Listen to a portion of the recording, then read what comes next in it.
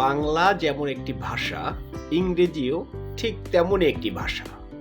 এই কথাটুকু যদি আপনি বুঝতে পারেন, তাহলে এখন প্রশ্ন এসে যায়, ইংরেজিকে শেখার তাহলে উপায় কি? তাই তো? বাংলা আমাদের মাতৃভাষা। মাতৃভাষা আমরা শিখেছি মায়ের গর্ভ থেকে জন্ম লাভ করার পরেই।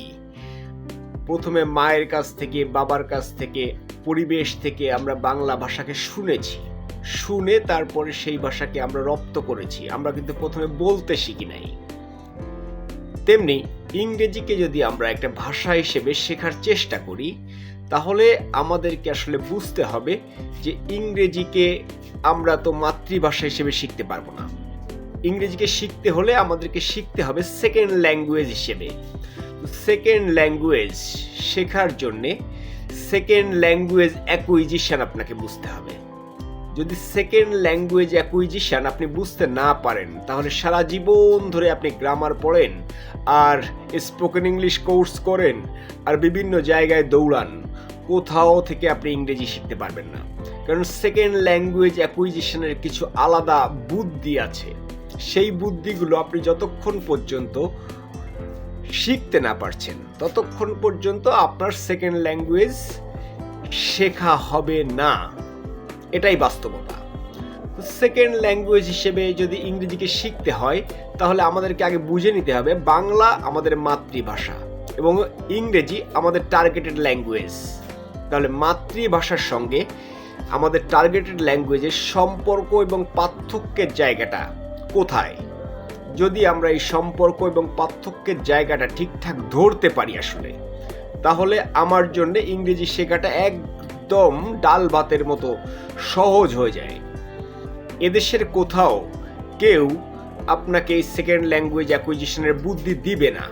আমার যতটুকু মনে হয়, কেউ যে জানেন না ব্যাপারটা তা না, কিন্তু সিস্টেমেটিক্যালি এটাকে এমন করে রাখা হয়েছে যেন সাধারণের নাগালে এই সেকেন্ড ল্যাঙ্গুয়েজ অ্যাকুইজিশনের বুদ্ধিগুলো না পৌঁছায়। উপরন্তু আমাদেরকে বুদ্ধি দেওয়া হয় গ্রামার শিখে ইংরেজি শেখার, এবং আমাদের যত রকম শেখার বুদ্ধি আছে সেখানে সব জায়গায় গ্রামার শেখানো হয় কিংবা কিছু বাক্য মুখস্থ করানো হয় আমাদেরকে।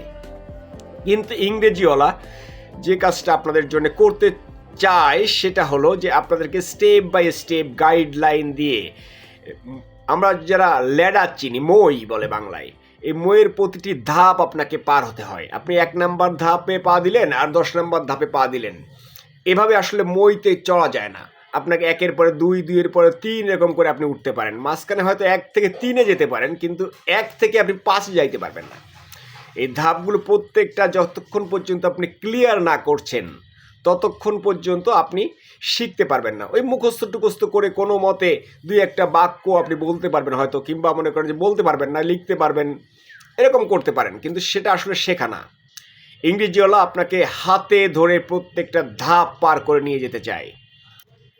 আপনারা শুধুমাত্র আমাদের সঙ্গে যুক্ত হন। যুক্ত হলেই আপনি বুঝতে পারবেন যে কত সহজ জিনিসটাকে আপনার জন্য কত কঠিন এবং জটিল করে রাখা হয়েছে। শুধুমাত্র এটা বাণিজ্যের স্বার্থে। এই বাণিজ্যিক স্বার্থ ছাড়া এখানে আর কোনো স্বার্থ আছে বলে আমি মনে করি না। সকলে ইংরেজি শেখার এই আন্দোলনে যোগ দিন এবং আশেপাশে আপনার ভাই বোন, আত্মীয় স্বজন, সন্তান যারা ইংরেজি শিখতে চায় তাদেরকেও আমাদের সঙ্গে যুক্ত করে দিন। এটা আপনার নৈতিক দায়িত্ব। আপনি তো শিখবেনই, অন্যকে শেখাতেও পারবেন এবং দেশ জাতির কল্যাণে আপনি অবদান রাখতে পারবেন। সকলে ভালো থাকুন, সুস্থ থাকুন। আসসালামু আলাইকুম।